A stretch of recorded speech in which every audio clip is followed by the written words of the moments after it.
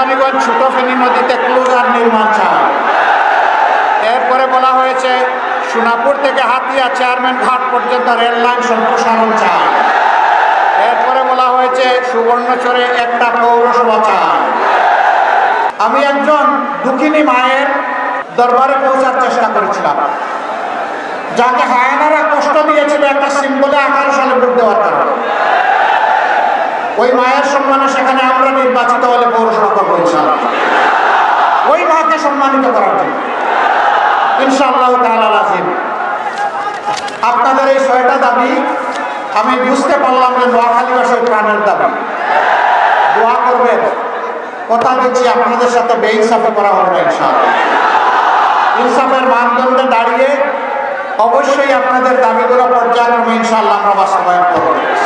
আমরা সব দাবি কবুল করে নিলাম ইনশাআল্লাহ। আল্লাহ তাআলা আমাদেরকে এই অঙ্গীকার পূরণের জন্য বিশেষভাবে যেন সাহায্য করেন। নোয়াখালীবাসী, আমরা একটা দুর্নীতিমুক্ত, চাঁদাবাজ মুক্ত, দুঃশাসন মুক্ত বাংলাদেশ চাই। আমরা চাই না 15.5 বছরের সেই দুঃশাসন আবার বাংলাদেশে ফিরে আসুক। যদি আমরা না চাই তাহলে 12 তারিখ 2টা ভোট। প্রথম ভোটটা হবে ইনশাআল্লাহ সংস্কারের পক্ষে হা।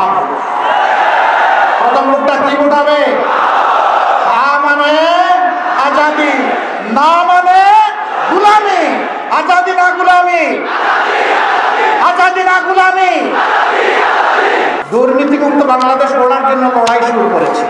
আমরা সরকারি কর্মচারীদের ন্যায়সঙ্গত বিষয়টা দরদের সাথে, সম্মানের সাথে বিবেচনায় নিয়ে পে কমিশনকে বলবো যে যথাযথ রিকমেন্ডেশন আপনারা আমাদের কাছে দিন, যাতে একজন মানুষ সরকারি চাকরি করার পরে দ্বিতীয় কোনো রুজির সন্ধান তাকে করতে না হয়, আর টেবিলের নিচে যেন হাত ঢুকাইতে না হয়।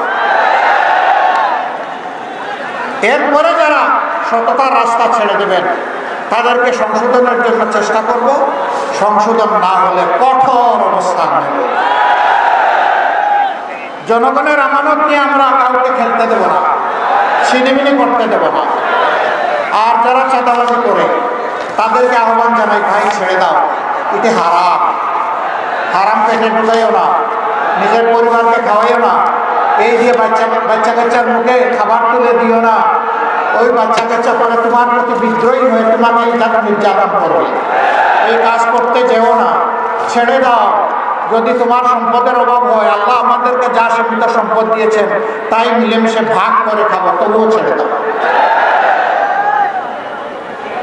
তোমরা যদি ছেড়ে দাও তোমাদেরকে সম্মানিত করা হবে, তোমাদেরকে শিক্ষা এবং প্রশিক্ষণ দেওয়া হবে, তোমাদের হাতেও তোমাদের মর্যাদার কাজ তুলে দেওয়া হবে ইনশাআল্লাহ। এখন মুখ লুকিয়ে চলো, তখন বুক ফুলিয়ে চলবা, বলবা আমি বাংলাদেশ, আমি বদলে গেছি, আমি নতুন বাংলাদেশ। তখন তোমরা সেটা বলতে পারবা। কিন্তু এরপরে যদি আমাদের বিনয়ী অনুরোধ কেউ রক্ষা না করে, তাহলে আমাদের সেদিন গরম মূর্তি তারা দেখতে বাধ্য হবে। কাউকে আমরা ছেড়ে দেব না।